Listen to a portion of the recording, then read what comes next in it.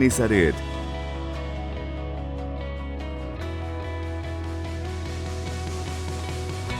La Gran Comisión.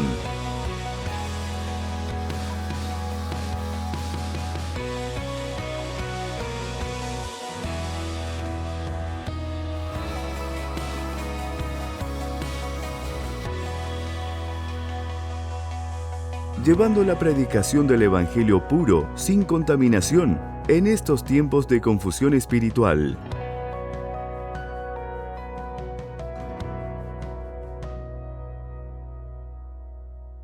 Con el pastor Antonelli Rodas. La Gran Comisión.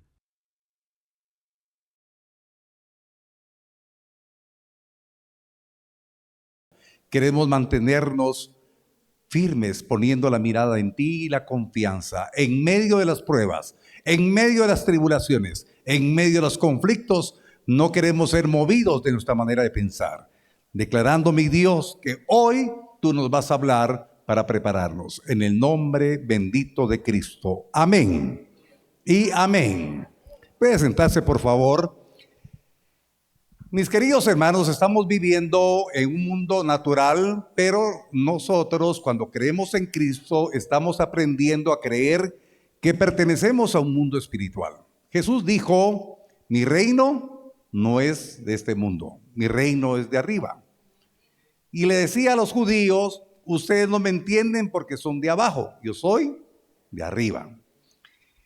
Somos seres humanos aprendiendo a tener una experiencia espiritual, volviendo a recobrar la verdadera naturaleza de nosotros. Nosotros somos seres espirituales.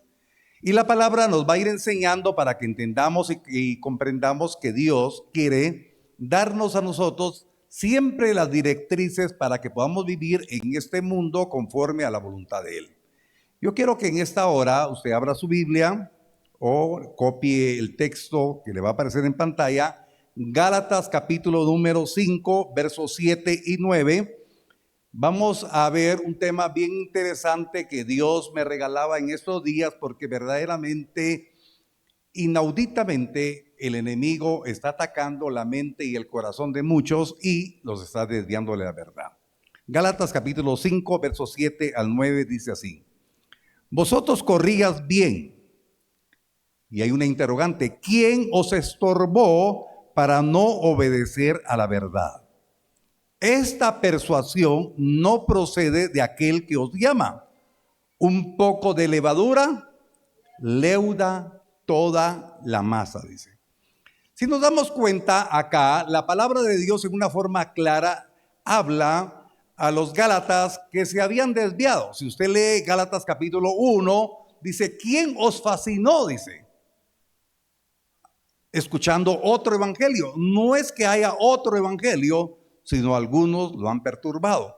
Pero nos vamos a centrar aquí en el capítulo 5, en el verso 7, dice, ustedes corrían bien, o sea, caminaban bien, empezaron en el Espíritu, tenían aquel fervor, aquella entrega, aquella pasión, pero ¿quién los estorbó? Entonces, hoy, a la luz de la palabra, vamos a ver que estamos en medio de una sociedad en donde, sin darnos cuenta, hay un fluir de mucha persuasión de las tinieblas, apartando a muchos del llamamiento que tienen. Y entonces es bien importante que nosotros podamos darnos cuenta que aquí dice, ¿quién les estorbó para no obedecer a la verdad? Usted aquí está oyendo la palabra para aprender cada día a obedecer la verdad. Aquí no le enseñamos que usted va a obedecer al hombre. Usted va a obedecer la verdad que está recibiendo. Jesús dijo un día a aquellos judíos que habían creído, si verdaderamente quieren ser mis discípulos, permanezcan en mi palabra, conocerán la verdad y la verdad nos hará libre. Qué bueno que vienen participativos ustedes hoy. La verdad. Entonces, hermanos, Cristo es la verdad. Estamos aprendiendo a obedecer a Cristo, pero ¿quién puede estar estorbando para no obedecerle? Este es el punto. Por eso el tema se llama ataques persuasivos de las tinieblas. Cuando hablamos de las tinieblas pensamos que va a venir una manifestación grotesca de la oscuridad y pensamos que el diablo se nos va a aparecer como se nos ha metido la costumbre, que es un ser rojo con cachos, con cola o un monstruo horripilante. No, no, no, no. Las tinieblas parecen luz. Las tinieblas parecen como que no fueran inofensivas. ¿De qué manera viene el enemigo a querer estorbar para que no se obedezca la verdad? Usted y yo estamos aprendiendo a obedecer la verdad. Usted y yo tenemos que estar conscientes y sobrios que va a venir oscuridad disfrazada de luz para que no obedezcamos la verdad. Ahora, dice la palabra en el verso 8, esto va a ser clave. Esta persuasión no procede de aquel que os llama. Quiere decir que hay una persuasión. ¿Quién nos llamó? Usted fue llamado por Cristo. Yo fui llamado por Cristo. Él me llamó de las tinieblas y me trajo a su luz admirable. Ahora, la persuasión para no obedecer a la verdad procede del enemigo. Ahora vamos a ver dos cosas bien importantes para que usted tenga bien visualizada en el orden espiritual lo que el enemigo ha pretendido y pretenderá obstaculizar la vida de nosotros. Usted tiene sus actividades cotidianas, usted trabaja, ejerce su profesión, pero está creyendo en Dios. Pero en medio de esa actitud de creer en Dios hay un montón de obstáculos. Su agenda está muy ocupada, tiene muchas cosas que cumplir.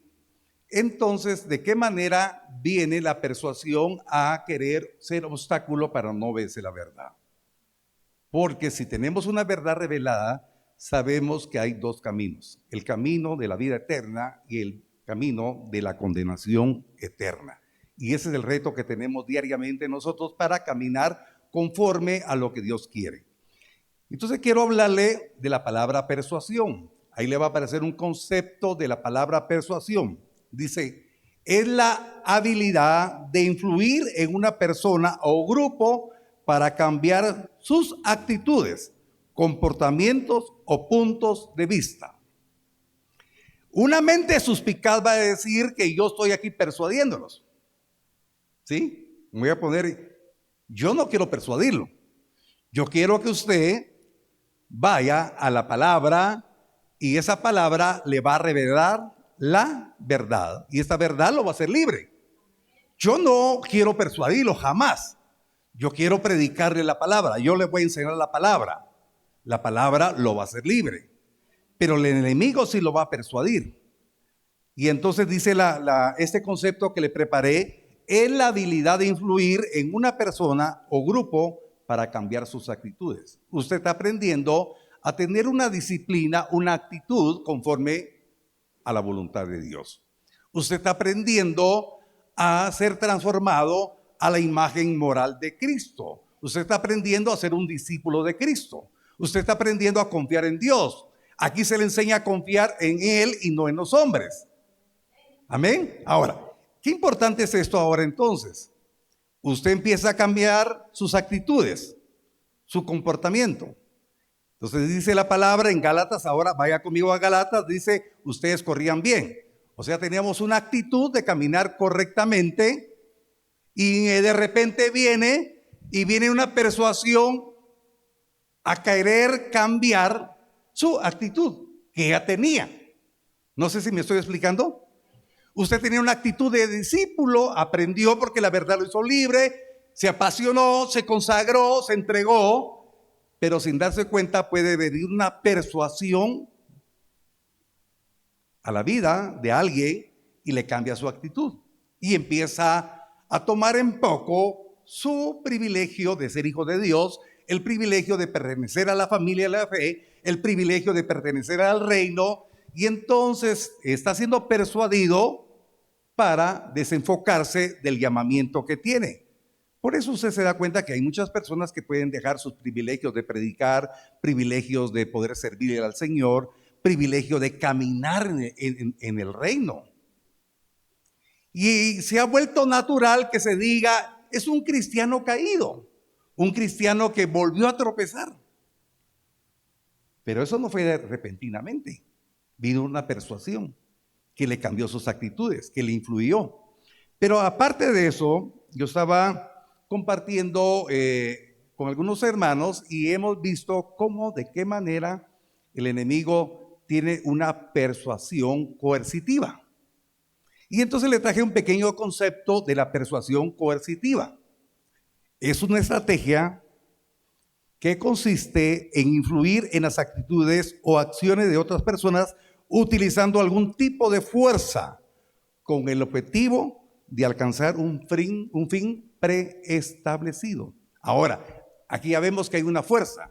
En la primera persuasión que vimos, es una persuasión que dice, como la serpiente le dijo a Eva, con que eso te dijo Dios, que si comías de ese árbol, ibas a morir. Qué raro, qué extraño, eso no es así. Lo que sucede es que si comes del árbol, vas a ser como él. Entonces no utilizó fuerza, solo una persuasión. Pero cuando el hombre resiste la persuasión normal, puede venir una persuasión coercitiva. Y ese es el punto que yo quiero que usted lo pueda ver a la luz de la palabra. La Biblia nos advierte de una forma clara sobre la manera que el diablo tiene diferentes estrategias para persuadir, primeramente suavemente, y cuando hay una resistencia de parte del siervo, del discípulo, hay una persuasión coercitiva, y esa es la que tenemos que estar preparados para rechazarla. ¿Cuántos de ustedes han leído que dice la palabra, resistid al diablo y este huirá de vosotros? ¿Cuántos han oído que el diablo anda como león rugiente viendo a quién devorar? Amén. Eso no está escrito solamente para información y que eso le va a pasar a otro. Eso nos va a pasar a nosotros. Eso le pasa a una persona que está ejerciendo el pastorado. Tenemos que estar preparados porque el enemigo está atacando a los hijos de Dios. Entonces vamos a ver hoy a la luz de la palabra cómo ese poder coercitivo, ese tipo de fuerza que viene. Quiero que usted lo reconozca. Quiero que usted esté, como le dijera yo, habilitado por el Espíritu para darse cuenta que eso puede correr usted el peligro, y la palabra nos advierte claramente. Por favor, vaya conmigo a segunda de Tesalonicenses,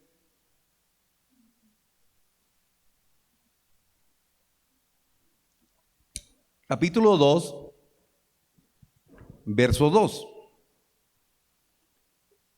Dice la palabra, que no os dejéis mover fácilmente, oiga, de vuestro modo de pensar, ni os conturbéis, ni por espíritu, ni por palabra, ni por carta, como si fuera nuestra. Saco este texto de su contexto porque esto habla con respecto a la venida del Señor. Pero si está escrito aquí, debe ser una luz para nosotros para estar atentos, porque el poder coercitivo en la persuasión diabólica viene y dice la palabra, no cambien su modo de pensar por espíritu. Amén. Quedémonos en espíritu. Quiere decir, en un momento determinado, espíritus de la oscuridad van a obstaculizar, van a persuadir con fuerza para hacernos cambiar nuestra manera de pensar como verdaderos hijos de Dios. ¿Sí me estoy explicando? Amén. Por espíritu. O sea que un espíritu de la oscuridad puede oprimir y puede conturbar y puede cambiar la manera de pensar de una persona. Si usted se va a lo que dice la palabra, que el escudo de la fe apaga los dardos encendidos del maligno. ¿Lo ha leído? Quiere decir que el dardo encendido del maligno viene a la mente para conturbar, para estorbar, para cambiar la manera de pensar. Entonces hay una persona que quiere entregar su vida en una actitud de servicio, de entrega, de consagración, pero en un momento determinado empieza la persuasión. La persuasión leve, astuta, estratégica del enemigo no funciona, entonces viene un ataque espiritual fuerte. Y eso es lo que hoy tiene que estar seguro de que debemos estar bien cuidados de nuestra manera de pensar, porque el enemigo va a querer cambiarnos nuestra manera de pensar por espíritus. Tremendo, ¿verdad? Entonces estamos en el siglo XXI. Estamos en la era del mayor avance de la ciencia y de la tecnología. ¿Y cómo es posible que tenemos que creer en espíritus? Por favor, creamos, porque estamos creyendo que estamos perteneciendo a un reino espiritual. El Dios que usted tiene es un Dios que no lo mira. Y Dios se revela en su palabra que Él es espíritu y es verdad. Amén. Y usted es un ser espiritual con una experiencia humana. Y está aprendiendo a vivir. Y entonces van a haber poderes de la oscuridad que van a querer conturbar, que van a querer cambiar su manera de pensar. Ahora, entonces vemos aquí a la luz de la palabra que es un ataque espiritual. Pero también dice la Escritura por palabra. Ahora esa palabra que va a venir quiere decir que poderes de la oscuridad, espíritus inmundos, pueden persuadir a otra persona que puede estar a la par suya, no la persona que está a la par suya ahorita. En otro momento de la vida puede haber una persona que sea el vehículo para que el enemigo ponga palabras en la boca de esa persona y que lo persuada y que sea una fuerza coercitiva para desviarlo del camino.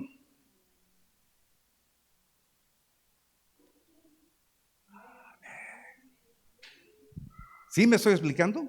Por palabra. Quiere decir que las palabras tienen espíritu.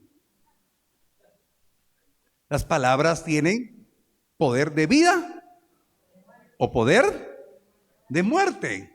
Ahora, usted es responsable de saber discernir quiénes le rodean y qué palabras pueden influir para que su vida no tenga estorbo en el caminar espiritual. Puede ser que esa persona, compañero de trabajo, esa persona vecino, ese compañero de infancia, de juventud, puede persuadir. Por eso la palabra, mire qué importante la palabra. El Señor le dijo a Jeremías: conviértanse ellos a ti y tú no te conviertas a ellos. Es más fácil que el mundo influya en la vida de un cristiano que un cristiano influya en alguien que está en el mundo. Pero bendito sea el Señor, porque yo sé que esta palabra está fortaleciendo, porque usted va a salir convencido de que usted está llamado a hacer luz en medio de las tinieblas. Usted está llamado a influir y no ser influido negativamente. Usted tiene que ser de influencia, de bendición, porque el que influye es el que está convencido de lo que está creyendo, de lo que está practicando. Pero Pablo dice: ¿quién nos estorbó? Si ustedes corrían bien, ¿quién nos persuadió? Amén. Entonces, qué importante es que podamos darnos cuenta que el enemigo está trabajando, persuadiendo, primeramente, finamente, sin ningún tipo de poder coercitivo, pero después viene un poder coercitivo que viene por palabra, por espíritu y por carta, dice acá. O sea que el enemigo va a poner cosas que usted va a leer para conturbarlo, para moverlo de su forma de pensar. Pero usted va a estar con la verdad revelada en su corazón, y lo que lea no lo va a persuadir coercitivamente. Amén. Ahora, entonces, viendo todo esto, hay otra área estratégica del enemigo para atacar, que es la seducción espiritual. Le voy a hablar rápidamente sobre la seducción espiritual. Y le traje un concepto aquí pequeño: seducción espiritual. Oiga, es la utilización de engaños y maquinaciones artificiosas para extraviar al hombre de la verdad. Lo vuelvo a repetir, es la utilización de engaños y maquinaciones artificiosas para extraviar al hombre de la verdad. Entonces, estamos en la verdad, pero el enemigo se va a encargar de poner una trampa de maquinaciones bien artificiosas para extraviarnos de la verdad. Hace unos días tenía la reunión con los pastores de la misión y yo les hablaba que al principio yo cometí errores. Y lo digo públicamente porque no me da vergüenza, porque uno a veces como que empieza a desarrollar el ministerio y dice, bueno, está el pastor aquel, yo quiero compartir con él, quiero invitarlo a predicar, y nos metieron unos goles. Por eso yo no invito a ninguno de afuera. Amén. Entonces ya me golearon en una oportunidad y ya no, hermano. Ahora tenemos la mejor defensa. Entonces ya no invito a cualquiera.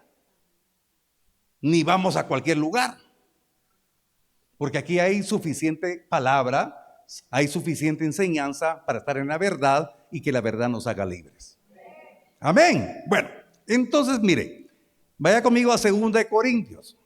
Vamos a hablar sobre la seducción espiritual. 2 Corintios capítulo 11, versos 2 y 3. Ya un verso que hemos estudiado con anterioridad, hemos profundizado. Dice la palabra: porque os celo con celo de Dios, pues os he desposado con un solo esposo, para presentaros como una virgen pura a Cristo. Pero temo que como la serpiente con su astucia engañó a Eva, vuestros sentidos sean de alguna manera extraviados de la sincera fidelidad a Cristo. Entonces acá la palabra nos hace visualizar un escenario. Pablo habla como un apóstol, como un ministro del Espíritu. Le habla a la iglesia de Corinto. Yo le hablo a la iglesia Genezaret. Le hablo a este remanente, a los que nos miran a través de esta transmisión.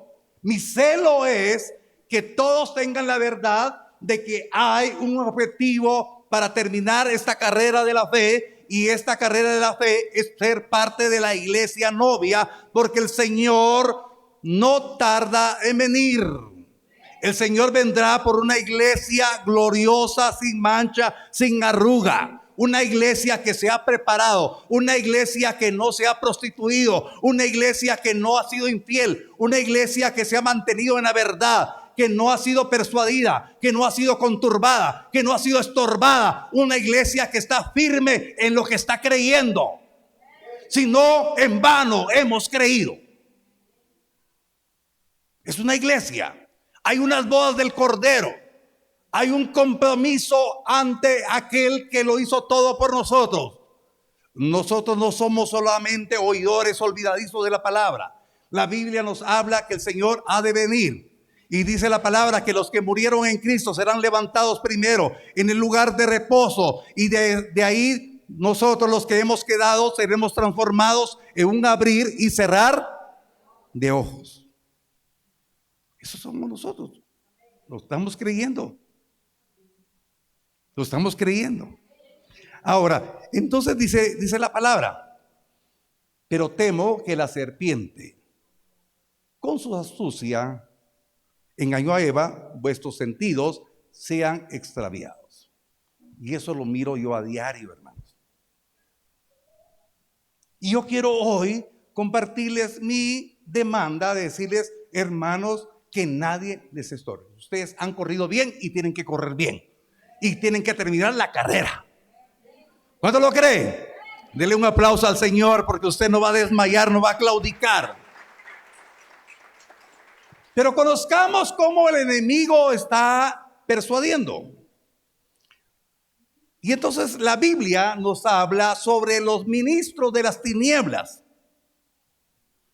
Entonces ahora vamos a visualizar a la luz de la palabra que hay ministros de las tinieblas, pero tampoco andan con caras grotescas, tampoco andan con cachos, ni andan con caras de monstruos, hermano.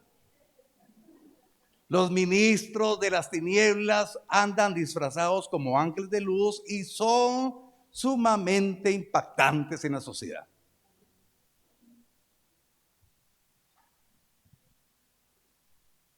Por así decirle, hermanos, son atractivos. La Biblia lo dice.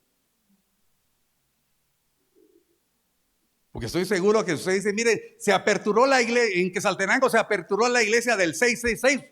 Por supuesto, un poquito de discernimiento y dice, no voy a esa iglesia. Pero si le ofrecen un paquete, bueno, usted no, ¿verdad? A otra persona, un paquete atractivo, puede ser que se deslicen los pies. Vamos a la palabra. 2 Corintios capítulo 11, verso 13 al 15.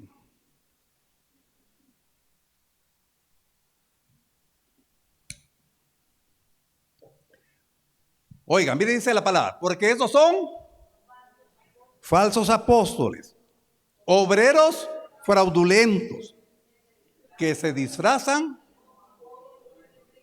no se van a manifestar como apóstoles de la oscuridad, no se van a disfrazar como apóstoles del diablo, como apóstoles de Cristo. Y dice la palabra, y no es maravilla, porque el mismo Satanás se disfraza como ángeles de luz. Así que no es extraño si también sus ministros se disfrazan como ministros de justicia, cuyo fin será conforme a sus obras. Pues la palabra nos da información relevante, contundente, para darnos cuenta cómo el enemigo está influyendo. Eso se escribió hace más de 2000 años y hoy es una realidad. Ahora, para que usted visualice cómo la palabra, ¿qué es lo que hoy predomina en el ambiente? Mucha gente ya no quiere ir a las iglesias porque piensan que las iglesias, hermanos, es una, por eso dije al principio, piensan que la iglesia está persuadida por sinvergüenzas, pastores sinvergüenzas. Pastores que lo único que les interesa es el dinero. Y tienen razón porque sí es cierto. Yo soy un pastor, pero a mí no me interesa su dinero. A mí me interesa su alma.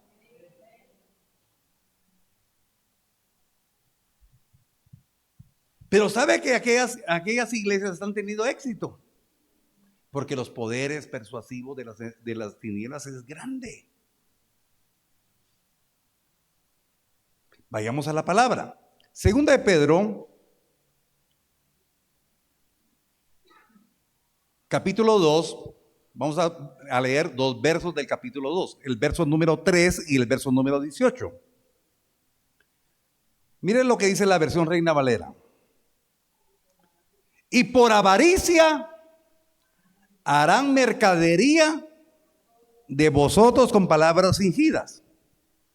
Por favor, ponga atención a esto. Son persuadidos para no estar en la verdad. Y entonces alguien puede decir, yo me voy a ir a aquella iglesia porque esa iglesia está bonita, buena música, buenas butacas, tienen cosas muy atractivas, muy bonitas.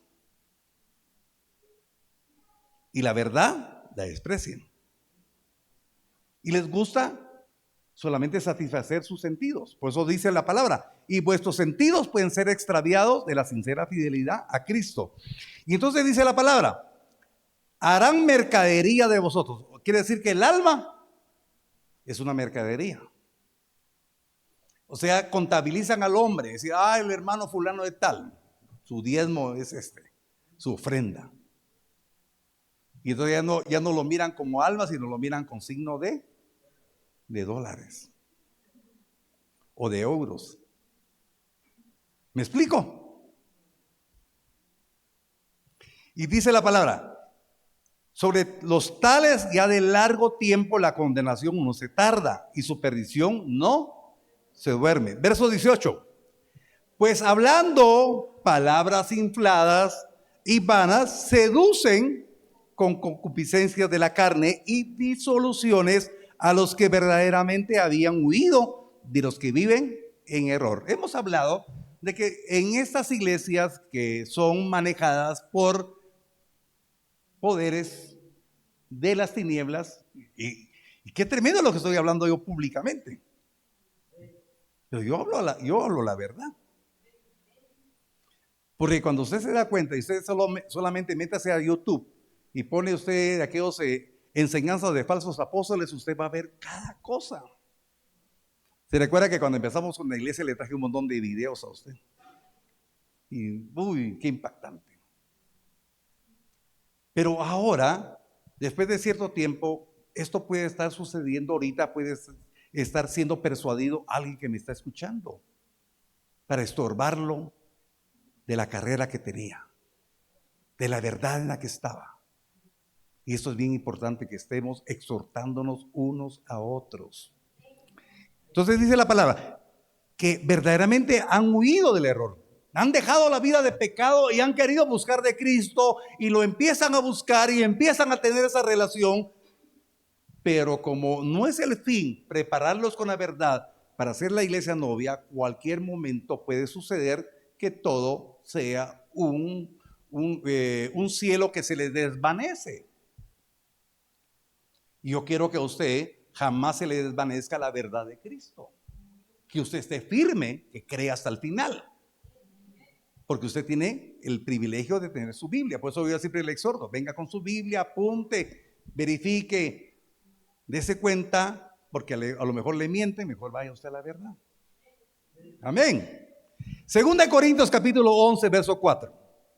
Amén. 2 Corintios 11, 4. Mire qué importante la palabra. Porque si viene alguno predicando a otro Jesús que el que os hemos predicado, o si recibís otro espíritu que el que habéis recibido, u otro evangelio que el que habéis aceptado, bien lo toleráis. Entonces dése cuenta acá la palabra cuando habla sobre la predicación de otro evangelio, otro Jesús, otro evangelio, otro espíritu.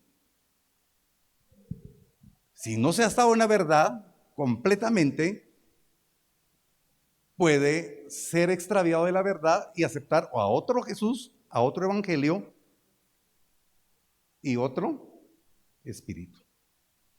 Mis queridos hermanos, estoy predicando esto porque es una demanda, porque estoy viendo en Mazatenango muchas cosas impactantes. Personas que empezaron en el espíritu, se extraviaron. Pero hablaba precisamente con el hermano Kenneth ayer en la noche hablaba con él y le decía, bueno, si es hijo, volverá al camino. Pero ¿cuántos se han extraviado del camino? Y usted posiblemente conoce a alguien que se extravió del camino. Pero tenemos que estar orando y tenemos que buscarlos para que vengan. Si es hijo, tendrá que venir al camino. Pero estemos convencidos que el Señor nos advierte claramente sobre la oportunidad de que muchos que se habían extraviado vuelvan al camino. Yo le invito a que usted sea de los que se mantengan en el camino, que corra bien la carrera de la fe, convencido, poniendo su mirada en el autor y consumador de la fe. En medio de las pruebas, en medio de las tribulaciones, el Señor conoce cada necesidad que usted tiene.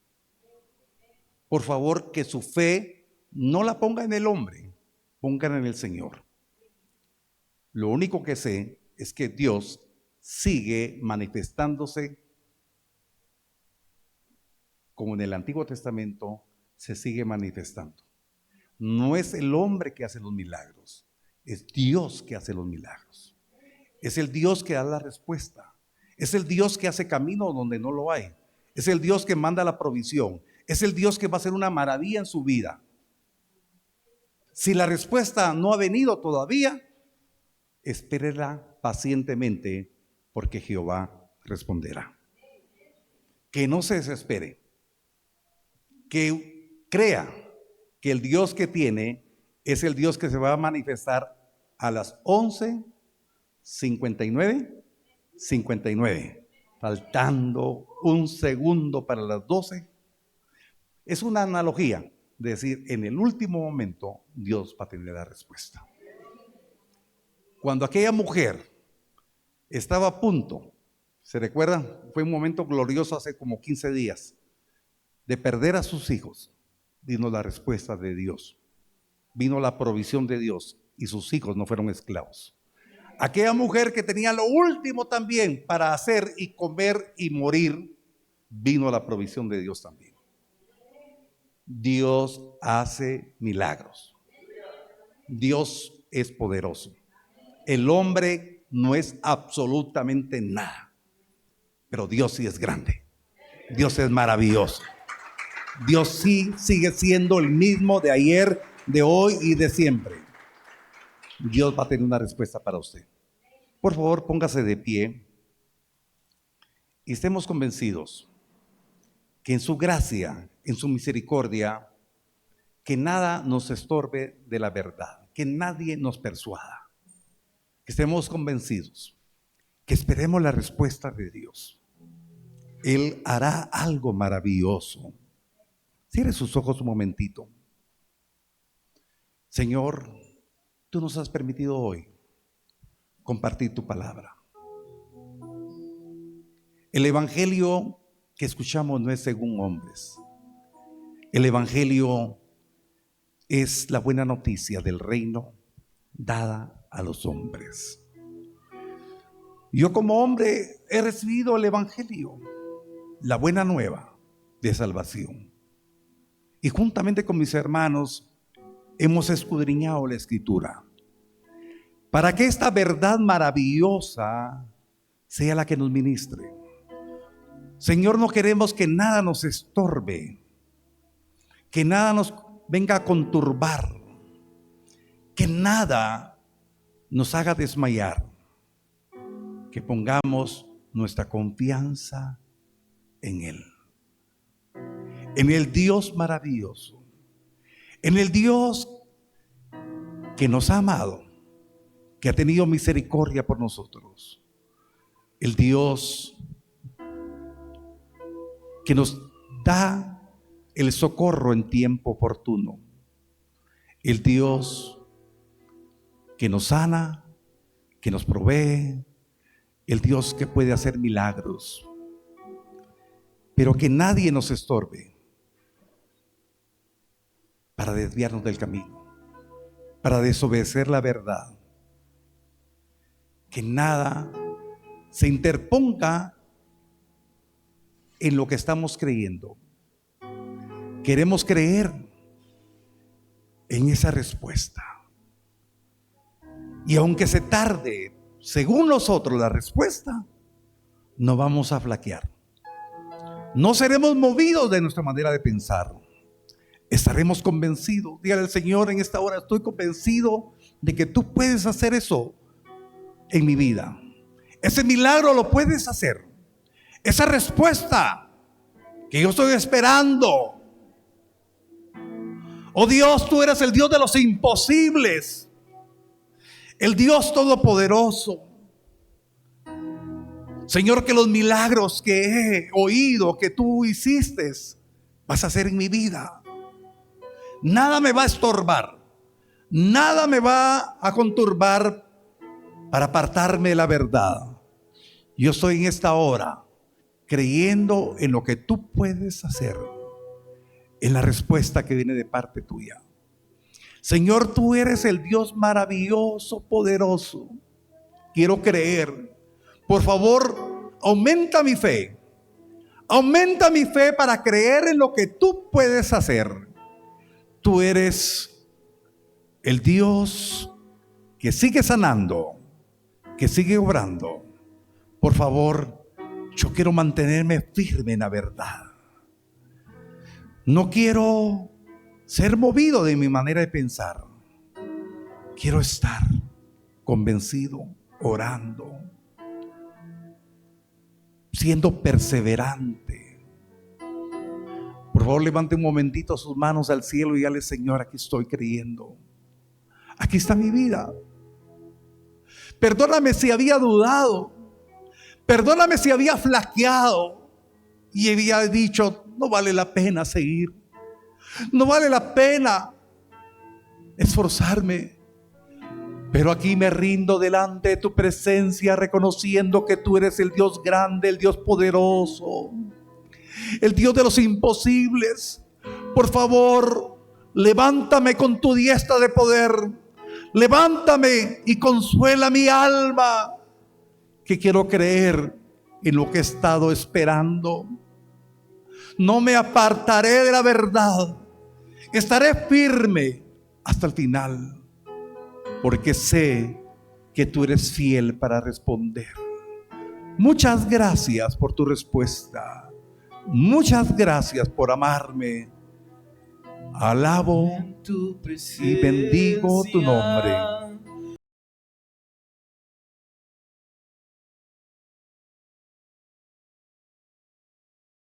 Misión Cristiana Genezaret.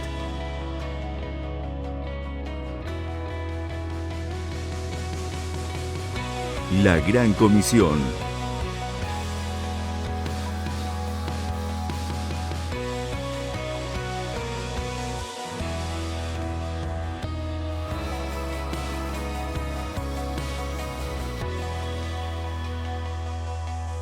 Llevando la predicación del Evangelio puro, sin contaminación, en estos tiempos de confusión espiritual.